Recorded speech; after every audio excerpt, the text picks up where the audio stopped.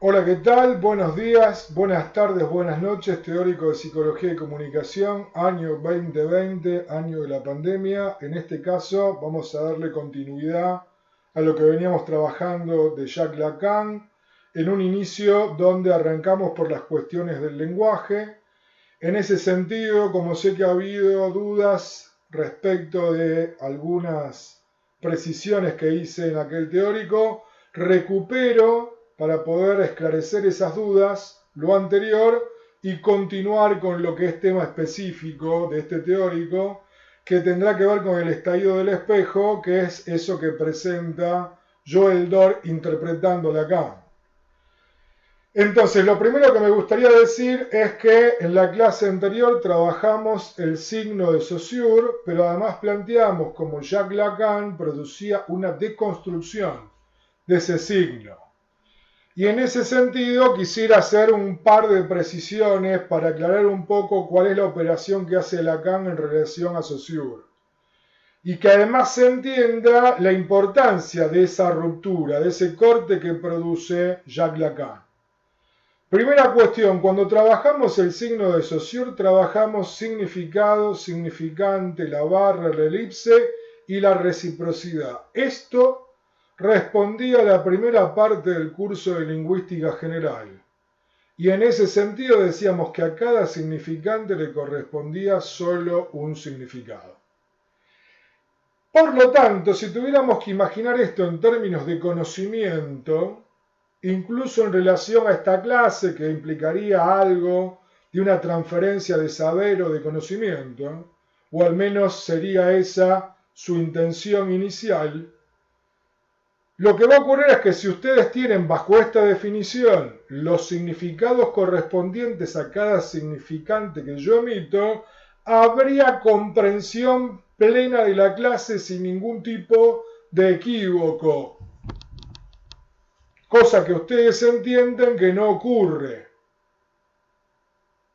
Pero es importante entender que en esta primera definición, donde está la elipse, donde está la barra que distingue que el significado no es lo mismo que el significante, donde está la reciprocidad que implica que aparecen en simultáneo, de ser así, teniendo los significados, la comprensión de la clase sería plena. Tendrían una copia fiel, terminarían de escuchar la clase y sabrían con precisión, siempre y cuando entendamos al saber y al conocimiento como una mera repetición de lo que el otro, que supuestamente posee un saber, dice, saldrían con una plenitud de conocimiento, entendiendo totalmente la clase sin ningún tipo de equívoco. En la segunda parte del curso de lingüística general, lo marqué en la clase anterior, lo destaco ahora, con el objetivo de que comprendan mejor la deconstrucción que hace Lacan. En la segunda parte del curso de lingüística general, que fue terminado por sus alumnos, aparece la idea de valor lingüístico. Y ahí hablamos del tablero de ajedrez, planteamos cómo un signo cambia de valor cuando se lo pone en relación con los otros signos y por lo tanto planteamos lo mismo en relación a las piezas de ajedrez, donde una pieza no tiene un valor único, sino que su valor varía en la puesta en relación con las otras piezas desplegadas en el tablero, como un peón en mitad del tablero tiene un valor, como un peón en el final del tablero tiene otro valor. Y hablamos ahí entonces de pluma de Pato, pluma de Borges con la pluma Levanté Milquinos. En todos los casos, la combinación fónica es la misma, P-L-U-M-A. Sin embargo, cuando esa combinación fónica significante la pongo en relación con Borges, o la pongo en relación con el pato, o la pongo en relación con el peso, varía su significado. Entonces ahí tenemos presente eso que de manera posterior se denominará polisemia. Para un mismo significante le corresponden una multiplicidad de significados posibles, lo cual volvería a la clase un poco más opaca. Digamos que entonces se entendería un poco por qué motivo hay cosas que no terminan de entenderse. uno podría pensar que ahí la polisemia tiene una posición de obstáculo, como diría Bachelard, en términos de obstáculo epistemológico, eso que traba, que impide, que obtura la posibilidad de conocer plenamente algo, hablaríamos de un obstáculo verbal. La polisemia sería un obstáculo para entender con total claridad lo que el otro dice, explica, etcétera, etcétera. Ahora, con Lacan aparece una posición radical, que es que lo que se privilegia es el significante como pura cadena significante. Se resalta la barra, se elimina la elipse, se elimina la reciprocidad. Por lo tanto, no hay reciprocidad, la barra se ensancha. ¿Qué quiere decir que la barra se ensancha? Que el significante se resiste a ser significado y el significado va a devenir en efecto de sentido. Entonces la cadena significante se desliza, se desplaza. El ejemplo del diccionario que ya vimos. Busco una palabra y me reenvía a otra y a otra y a otra. Dícese de tal cosa. El capitonado, el punto de cierre para producir algo del orden del efecto de sentido. Eso que Lacan llama puntada de colchonero, que es la puntada final cuando uno cose un colchón que permite que el resto de los nudos no se desaten, es precisamente un cierre axiomático donde defino finalmente que eso es lo que estoy buscando, que esa es la definición. Detengo el deslizamiento de la cadena. Entonces, ahí estoy en la dimensión de la deconstrucción del signo de Saussure, que como pueden apreciar no tiene nada que ver con el signo de Saussure. Es cadena significante. Lacan reenvía toda la estructura del lenguaje, a esa estructura mínima de 27 elementos, 22 consonantes y 5 vocales, que a su vez producen esto que ya llamamos una sintaxis de transformaciones múltiples infinitas. Puedo combinar infinitamente esos 27 elementos y me dan obviamente infinitos significantes. Infinitos significantes que son los que me reciben al momento de nacer. Nazco con una estructura de lenguaje, vamos a correr ahora la palabra lenguaje, que más bien es propia de Saussure, y a partir de acá voy a hablar de la lengua, como diría Lacan. Nos recibe una malla de la lengua, de pura cadena significante, que nos cobija, que al mismo tiempo nos designa, que produce esa ilusión de ese soy, cuando me nombran. Pero me nombran incluso antes de haber nacido, antes que aparezca mi unidad biológica en el mundo. Esa cadena significante, esa estructura significante es previa a mi existencia y me nombra antes. Inclusive aparece esta dimensión en la cual, cuando me desintegro, cuando muero, esa cadena significante que me nombró, esa estructura de vocales y consonantes que me nombró, me sobrevive, aparece nombrada en mi epitafio. Y tengo una segunda muerte, si lo quieren plantear así, cuando hay un olvido, es decir, cuando todos aquellos que me podían recordar, que me podrían convocar en el orden significante, a través del orden de vocales y consonantes que me nombraron, se mueren también. Hay como dos muertes ahí, ¿no? Una muerte original biológica y una muerte final simbólica cuando todos aquellos que me podían nombrar o recordar se mueren también. Pero entonces, estas vocales y consonantes que me nombran, incluso antes de nacer, preexisten. Y al mismo tiempo pueden continuar después de mi muerte. Se me sigue nombrando. Y yo tengo la ilusión de que esas vocales y consonantes que me nombraron, para dar un ejemplo bien concreto, Sergio tienen una esencia. Esa esencia tiene que ver con mi yo, con la sensación de que unifican todo mi ego, la sensación de que ahí está mi ser, soy Sergio Com. Lacan lo que va a plantear es que de fondo lo que hay es falta en ser, precisamente por este problema con la cadena significante. Porque cuando intento norminarme, cuando intento definirme, me desplazo una y otra vez en la cadena significante. ¿Qué quiere decir eso de Sergio Com?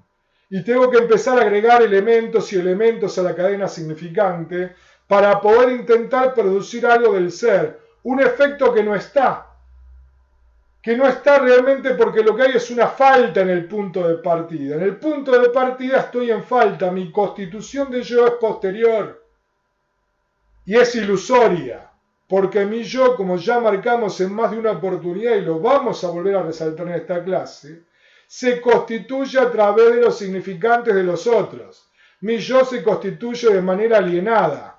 Soy nombrado, soy dicho por la cadena significante, por los otros como semejantes. Y si quieren, vamos a introducirlo por ahora de manera casi publicitaria por el gran otro. Digo de manera casi publicitaria porque lo hago de manera superficial sin terminar de definirlo. Entonces, el cuerpo se organiza con la estructura significante. La biología, ese organismo es atravesado por la cadena significante. Como diría Lacan, soy un animal enloquecido por el lenguaje. Los animales no son atravesados por el lenguaje. Esto implica un poco también algo que ya explicamos antes, que es el problema de la pulsión. No tenemos necesidad, porque en el orden de la necesidad había adecuación a objeto. Con la aparición del lenguaje hay algo de lo natural que se corre. Por eso Lacan dice, somos animales enloquecidos por el lenguaje. Algunos animales domésticos también están enloquecidos por el lenguaje, pero no es un punto para agregar ahora. Entonces, nuestra constitución como cuerpo tiene una dimensión biológica y tiene una dimensión significante. Por eso toda enfermedad es de orden psicosomático. Los significantes no son un tema menor para nuestra constitución vital, como ya planteamos en diversas oportunidades. Y además la clase anterior, de manera muy superficial, plantea algunas cosas que quisiera retomar ahora. Primero, los infantes incorporan el lenguaje a pura cadena significante, sin significado. Por eso inicialmente mamá o papá, en los primeros momentos en los cuales el infante comienza a hacer combinaciones de vocales y consonantes, esas combinaciones no tienen ningún significado. Si yo le pregunto al infante, ¿qué quiso decir con mamá? No me define a mamá como aquella que me dio el ser y yo habité en su saco vitelino, ni tampoco me dice papá es aquel que prohíbe, castra y frustra, sino que en todo caso vuelve a repetir de manera mecánica la combinación consonante y vocal. Lo mismo cuando emplea un insulto. Si dice puta y yo le pregunto qué quiso decir, no dice puta es aquella mujer que vende su cuerpo por dinero y en el diccionario se la suele definir como meretriz. En todo caso, cuanto más prohíbo, más repite la palabra, mostrando la doble cara entre la ley y el deseo, entre lo prohibido y lo deseado. No importaba la manzana, nada más la prohibición, dice una canción del Indio Solari. Lo más prohibido se convierte en lo más deseado, pero por ahora no vamos a entrar ahí. Sí me gustaría agregar algo que también pronuncié rápidamente en el final de esa clase, que es lo siguiente. Cuando planteamos la dimensión del conocimiento del saber, podemos pensar que ahí, ahora, con este marco lacaniano, una vez que deconstruimos el signo de Saussure, ese saber, ese conocimiento es una gran cebolla, con muchas capas, con muchas cáscaras. Yo planteé en la clase anterior que si le pregunto a cualquier reconocimiento, a cualquier saber, por más sofisticado, por más elaborado, por más barroco, por más completo que se presente una y otra vez, ¿por qué? De manera sistemática, si quieren, de manera imprudente, caprichosa, van a encontrar que ese saber o aquel que lo detenta va a lanzar una cadena significante. Si le vuelvo a preguntar por qué, lanza otra cadena significante y así sucesivamente. Pero que llega un momento que ante esa pregunta sistemática lo que vamos a encontrar es un por qué sí o por qué no en términos axiomáticos. Es decir, que la posición fundante del sujeto tiene que ver con una afirmación o una negación primitiva en el punto de partida. Y si voy más allá, en todo caso ya debería meterme en algo que responda a lo inconsciente. Y al mismo tiempo lo planteé en relación a la violencia, en un ejemplo poco adecuado para estos tiempos contemporáneos, más adecuado para mi generación, donde todavía la ley del padre funcionaba de manera bastante estricta, y yo decía que si a un padre uno le pedía algo y ese padre explicaba por qué motivo lo denegaba y uno le volvía a preguntar y ese padre volvía a explicar, en un momento determinado aparecía un por qué no. Y si uno tenía la mala idea de ir sobre ese por qué no, lo que iba a encontrar como último gran argumento es el cuerpo y la violencia del cuerpo con un cachetazo que provocaba detención a la cadena significante. Con esto quiero decir que la cadena significante además sirve como un elemento para que el último argumento no sea la violencia. Eso que en otros autores se llamaría capital simbólico, cuanto más capital simbólico tengo, menor es la posibilidad del ejercicio de la violencia. De ahí que Freud dijera que la cultura se funda en el momento en el cual alguien que recibe un cachetazo en lugar de devolverlo, devuelve un insulto. Se expresa también en otro ejemplo poco contemporáneo para ustedes, también poco académico, pero me parece un ejemplo práctico. En las peleas callejeras antiguas había algo que tenía que ver con un qué te pasa, qué te pasa, qué te pasa, qué te pasa. En desafío a un otro. Uno sabía que cuando se detenía el que te pasa, cuando ya no había palabra, cuando ya no había elemento significante, lo que venía es el golpe y anticipaba, antes que eso ocurriera, el golpe sobre el adversario. Entonces, la cadena significante para Lacan tiene estas características estructurales. No es el lenguaje de Saussure. No hay significado. Hay efecto de sentido. Y un efecto de sentido podríamos decir que se sostiene tambaleante, que varía todo el tiempo, que muta, que cambia. Y que rápidamente se expresa ese tambaleo en esa sensación también de falta en ser. Cuando alguien me pregunta mucho quién soy o me pregunto quién soy, hay algo de la falta que está circulando. Y que rápidamente tendemos a cubrirlo porque la falta es angustiante. Por eso además Lacan va a hablar de falta en ser. Dicho esto, me meto más plenamente en el estallido del espejo. En Jean Lacan, este Lacan que es psicoanalista, este Lacan que es psiquiatra, este Lacan que nace en 1901 y que muere en 1981, que dicta una gran cantidad de seminarios, sobre todo en el periodo que va de la década del 50 a la década del 70. Pero antes de meterme de pleno quisiera plantear lo siguiente. Lacan tiene por lo menos 3 tiempos donde presenta eso que va a llamar imaginario, simbólico y real, que tienen algún grado de vinculación con esos otros 3 de Freud, ¿no? Tanto en la primera tópica como en la segunda tópica, inconsciente, preconsciente, consciente, ello, yo, superyo. En Lacan tenemos imaginario, simbólico y real, que tienen punto de contacto en que son 3, pero también tienen mucho punto de distancia, porque Lacan está pensando prácticamente al inconsciente como un inconsciente estructurado como un lenguaje.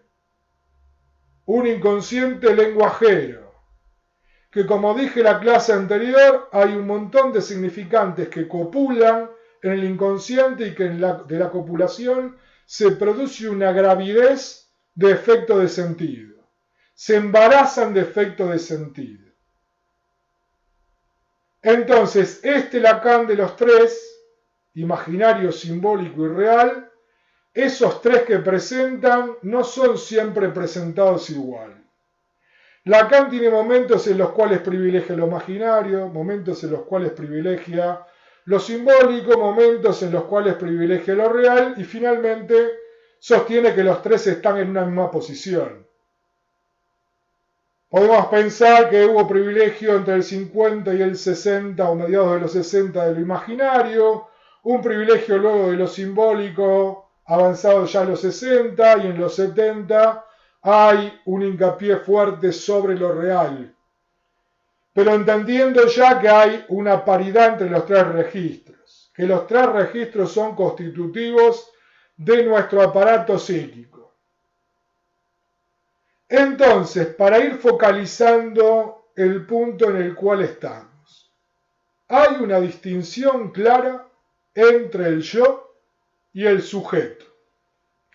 Y esa distinción clara entre el yo y su constitución y el sujeto va a quedar cabalmente expresada en ese texto del 53-54, o mejor dicho, en ese curso que da entre 53 y 54 en el Hospital de Saint-Ané, que está planteado en la clase 32, donde específicamente Lacan lo que va a presentar es el esquema lambda, que es ese esquema que ustedes tienen en Joel Dor, y que de fondo reenvía la explicación del estadio del espejo. Ese esquema lambda que se llama lambda porque reenvía la letra griega, lambda, y donde claramente se expresa la distinción entre el yo y el sujeto. El yo no es el sujeto. Y como ya dijimos, el yo no está en el punto de partida. El yo se constituye. El yo se constituye a través de los otros, de los significantes que proveen los otros. El yo es ilusorio, es una ilusión de unidad. Es una unidad que se constituye a través de fragmentos de los otros.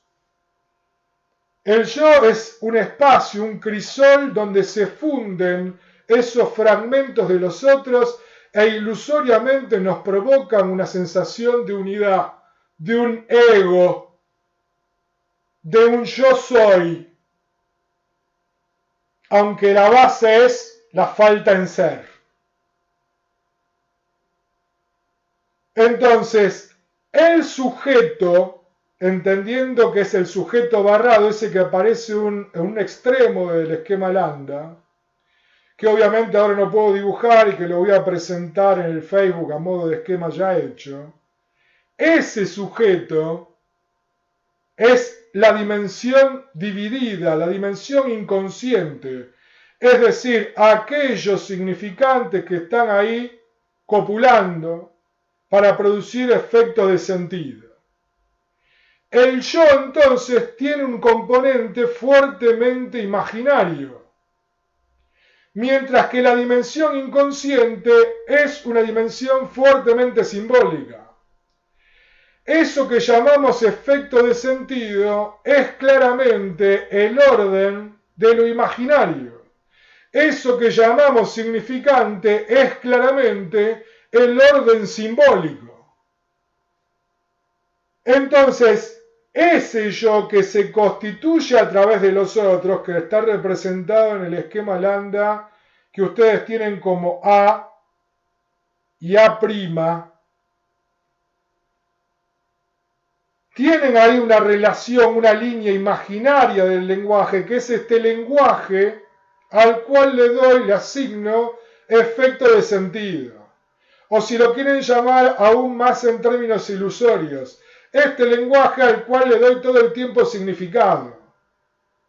Vivimos precisamente dando significado, dando sentido.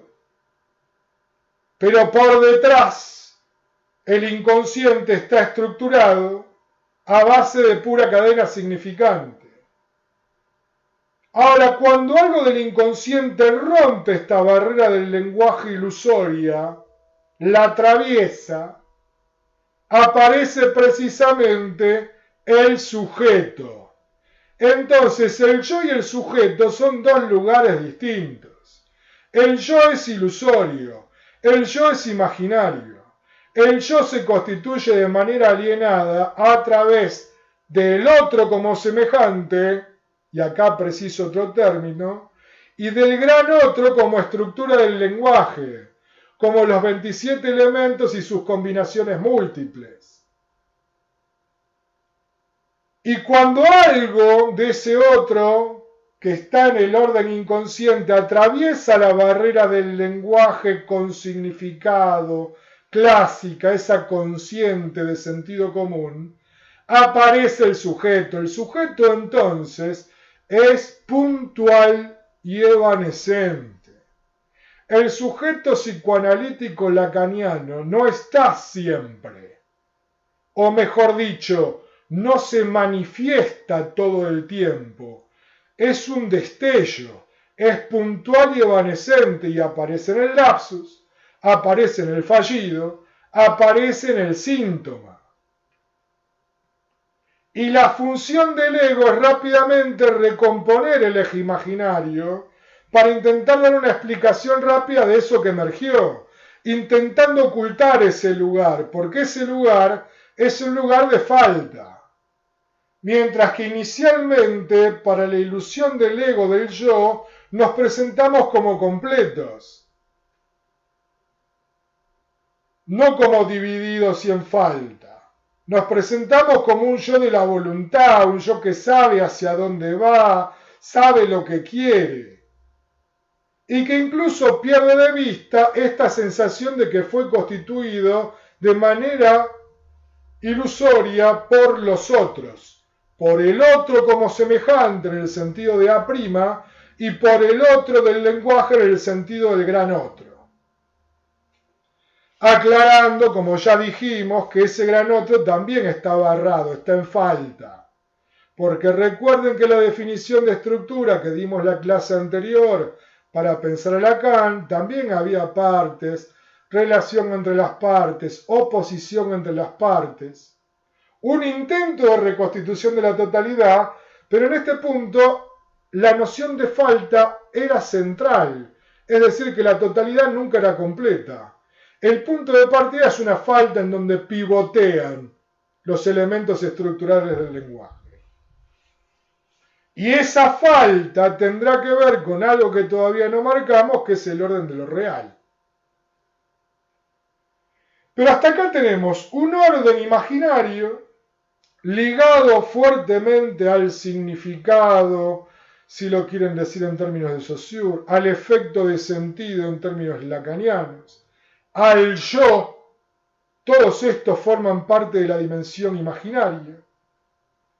Y un orden simbólico ligado a la estructura del lenguaje en sus 27 elementos, a la cadena significante como pura cadena significante. Entonces, además hay que entender que el lenguaje atraviesa el organismo biológico de manera singularísima, que el efecto de comprensión y de comunicación, y acabamos esa frase de partida del teórico anterior, en donde Lacan dice no hay comunicación, lo que hay son malos entendidos, un punto de partida donde la cadena significante me atraviesa a mí de manera singularísima. Entonces, cuando digo mamá, mamá parece ser un elemento comprendido por todos. Sin embargo, a mí como organismo biológico me atravesó de una manera singularísima. Hay una ilusión de comprensión vana, pero en realidad, cuando entramos en la definición más profunda, encontramos que ese significante para mí tiene un lugar único. Allí donde creo que hay comunicación y comprensión, lo que hay es seguramente malentendido. Creo que estamos de acuerdo en lo que estamos diciendo y en realidad cuando definimos profundamente no estamos de acuerdo. hay una ilusión de comprensión, lo cual me deja también en un lugar de mucha soledad con la cadena significante. Los invito a leer el texto de Jorge Alemán, Soledad Común, para pensar este problema de la singularidad de las cadenas significantes y mi vínculo con los otros. Para Lacan, el vínculo con los otros es a base de puro malentendido. Ese mismo malentendido que ustedes pueden presenciar en una relación amorosa, donde inicialmente parece haber clara unidad, clara comprensión, mucha comunicación, y cuando se cae el ideal, aparecen todos los malos entendidos. Mi cadena significante había ubicado al otro en un conjunto de lugares en donde el otro nunca estuvo, ni tenía por qué estar. Es mi deseo operando sobre la cadena significante el que ubicó a ese otro en ese lugar, pero no está ahí y nunca estuvo. Entonces, volviendo al esquema lambda, tengo al yo y al otro como semejante. Y tengo ahí un eje imaginario. La preocupación por la imagen, inicialmente de Lacan, parte de las preocupaciones de Freud. Ustedes recordarán que Freud tiene una revista muy conocida que se llama Imago, y que Freud venía trabajando con representación palabra, representación imagen, representación cosa. Lacan tiene muy presente esto y además tiene presente la experiencia de Wallon de 1931 alrededor de la teoría del espejo. Y además hay otras experiencias de la etiología que han trabajado la relación entre imagen del animal y el espejo. Tienen presente esas dos experiencias prácticas, entre comillas, científicas. Ustedes saben que los animales, por ejemplo una paloma, puede ovular simplemente viendo su imagen en un espejo. Quiero decir con esto, algo de la imagen opera sobre la biología de manera directa. La paloma ovula.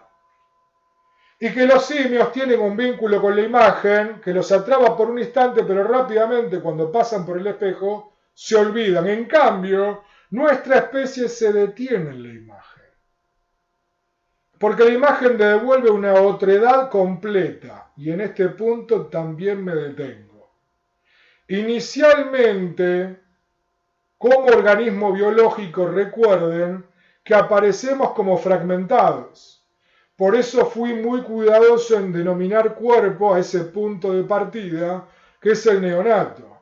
Porque en el neonato no hay control de la posición de la columna vertebral, no se controla los esfínteres, no se controla la posición de la cabeza, no se puede caminar. Es decir, el cuerpo aparece todavía fragmentado. Incluso uno podría decir que el lenguaje colabora, porque está la manito, el dedito, la boquita, el piecito, así se va designando a ese organismo que está deviniendo en cuerpo, que se está constituyendo como sujeto. Mientras que hay un segundo momento del lenguaje donde hay una unificación de ese cuerpo. La imagen tiene una función anticipatoria. Me muestra una unidad donde todavía en principio no la hay. Ya sea la imagen propia, que igual se me presenta como ajena inicialmente, hasta que viene un otro simbólico y dice ese sos vos, y por lo tanto ahí la palabra sirve para reafirmar la unidad, o un otro simplemente adulto, padre o madre, que aparece como imagen unificada.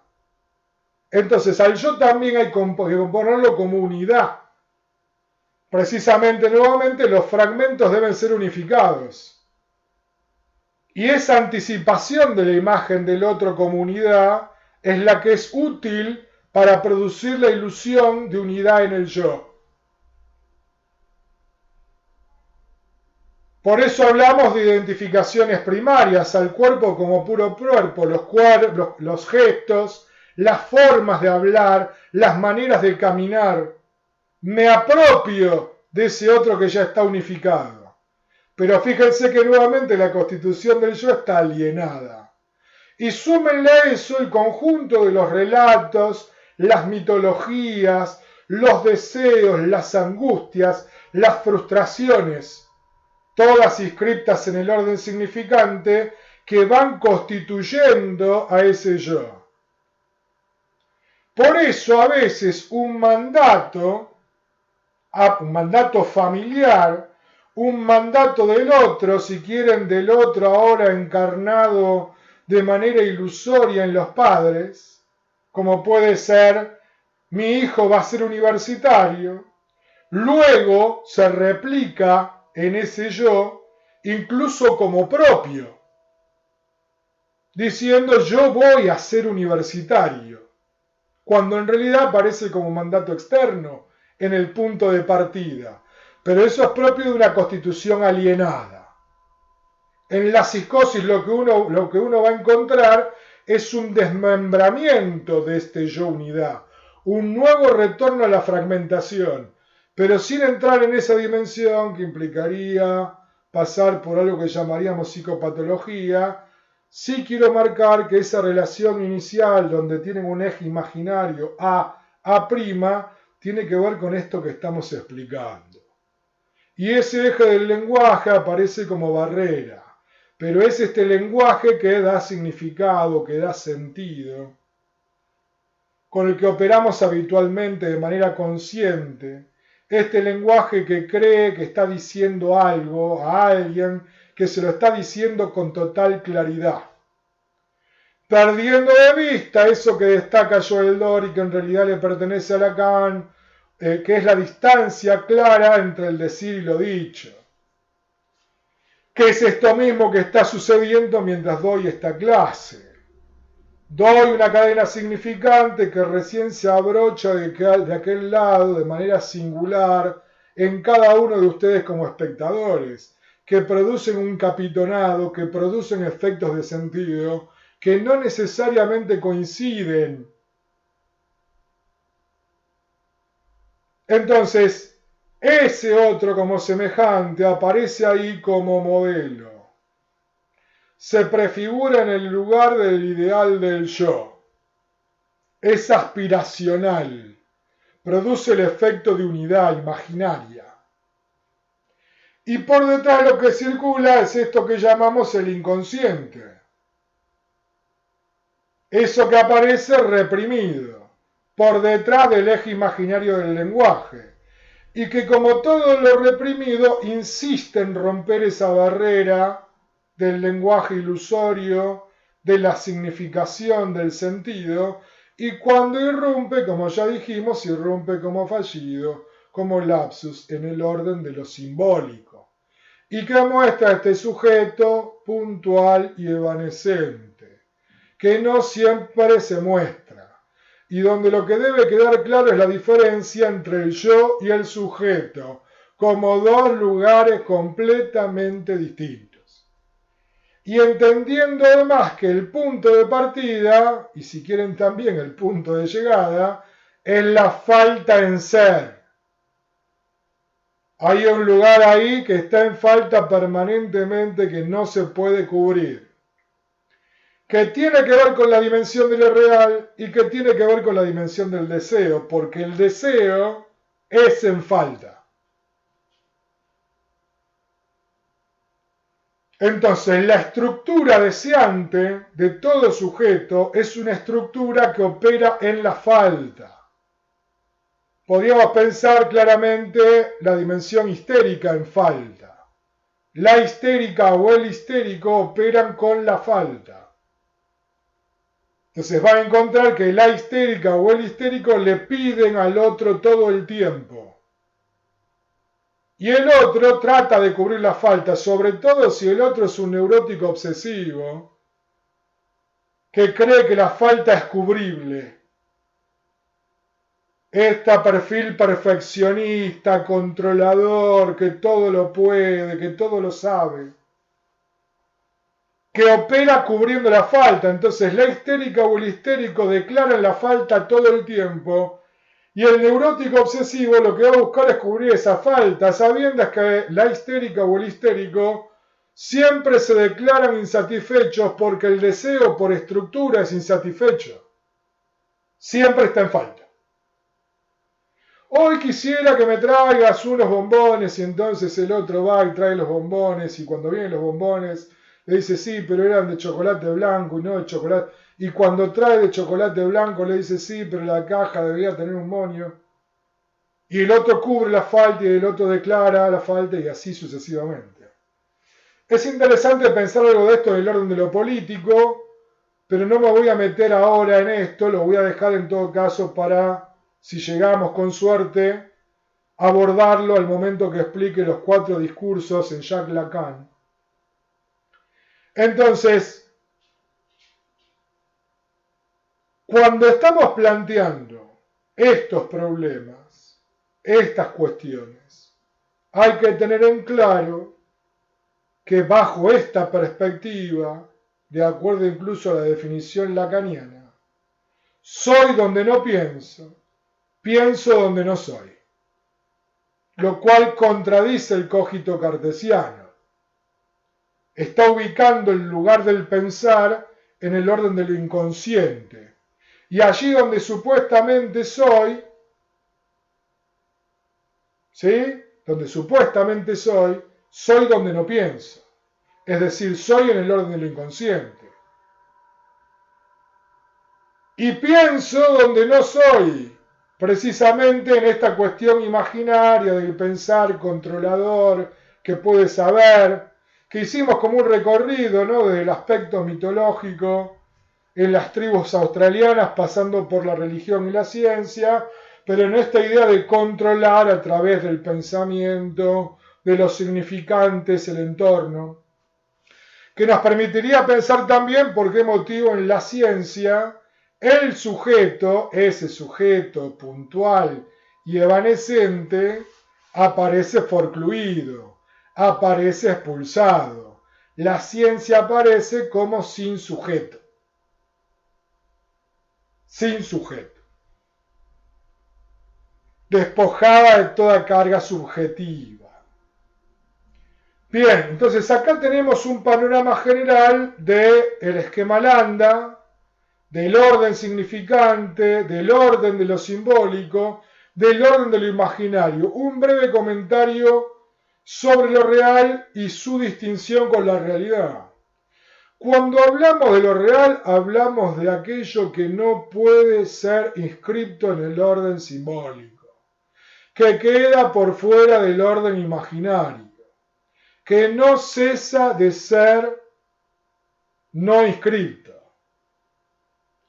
que por lo tanto puede remitir, si acá hago un pequeño forzamiento, los colegas psicoanalistas seguramente estarían en total desacuerdo con esto que voy a plantear ahora, pero me parece que lo explica mejor, se semeja mucho a eso que denominamos cosa en sí en Kant.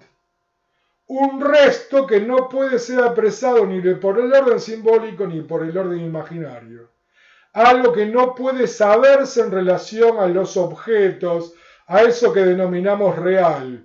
Lo real para Lacan no tiene falta, en lo real no falta nada. En todo caso, lo real produce el efecto de falta en lo simbólico y en lo imaginario.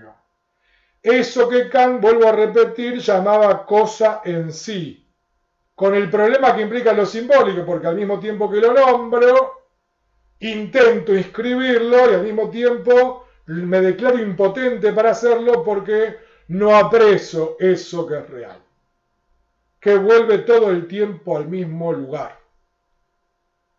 Real es la muerte y aunque intente inscribirla, es algo que efectivamente aparece como un límite inaprehensible por lo simbólico y por lo imaginario.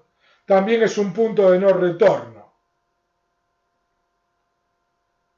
Entonces, ahí tenemos a los 3 ejes en circulación: lo imaginario, lo simbólico y lo real, puestos en escena. Desde ya entiendo que esto produce una serie de dificultades. Tengo la intención de abrir un Zoom específico para cerrar Lacan con ustedes Me gustaría que también ustedes me hagan una devolución para ver si se va entendiendo y los puntos donde hay preguntas. Y abro el canal de preguntas, tanto del Facebook como de mi propio mail, para ir profundizando algunos de estos puntos. Particularmente me interesaría escribir dos pulsiones lacanianas que no están presentes del todo en Freud. En Freud tenemos pulsión anal, pulsión oral, fálica, pero no está presente ni la pulsión invocante ni la pulsión escópica. Una tiene que ver con el ver, ser visto, mirar, ser mirado, y la invocante tiene que ver con esta cuestión de escuchar y ser escuchado. Ambas me parece que van muy ligadas a los medios de comunicación y en ese sentido me gustaría ponerlas en circulación la clase que viene, si es que tengo tiempo y si es que ustedes me dicen que siga para adelante, que no es necesario un Zoom. Al mismo tiempo me gustaría instalar algo de la dialéctica del amo y el esclavo para después poder explicar tal vez el único texto social que tiene Lacan, que es el Seminario 17, anverso y reverso del psicoanálisis, donde están los 4 discursos, y además agregar alguna cosita en torno a eso que primero se denominó discurso, que es el discurso capitalista, y que después el propio Lacan planteó que no es un discurso. Entonces, espero la devolución de las preguntas sobre algunas cosas que estuve planteando este teórico. No quiero meterme más profundamente en Lacan para no complejizar más el esquema lambda, que es lo central, que me interesa que se entienda. Y espero verlos la próxima clase. Verlos es una manera de decir, desde ya espero exponer la próxima clase. Les agradezco mucho por escuchar y espero la devolución de ustedes en torno a qué prefieren, si hagamos un o avanzo en algunas cuestiones más de la Lacan. Nos vemos la próxima.